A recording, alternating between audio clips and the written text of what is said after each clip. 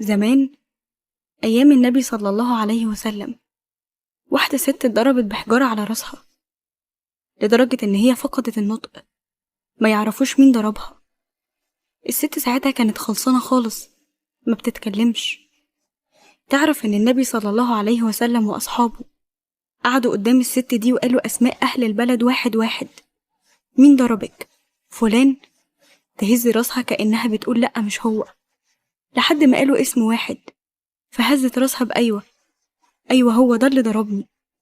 النبي صلى الله عليه وسلم أمر أصحابه يجيبوا الشخص ده، ولما اعترف ضربوه بالحجارة على دماغه، وعملوا فيه نفس اللي عملوا في الست المسكينة، وساعتها ردوا كرامتها وبردوا نارها.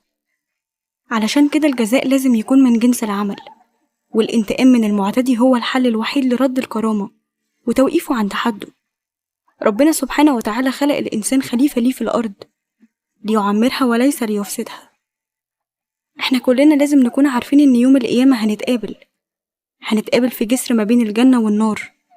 الجسر ده هيكون اسمه القنطرة، يقال إنه كالصراط والميزان.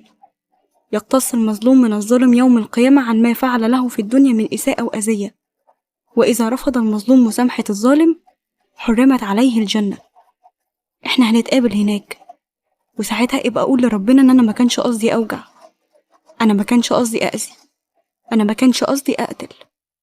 اوعى تكون مفكر إن في حاجة هتعدي بالسهل كده.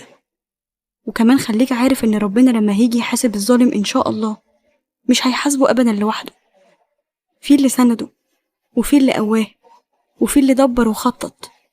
ربنا هيحاسب اللي سكت، واللي خاف، واللي اتهرب من إن هو ينصر الحق وهو عارف الحقيقة. ووالله لننتقم ولو بعد حين، فعند الله لا يضيع شيء.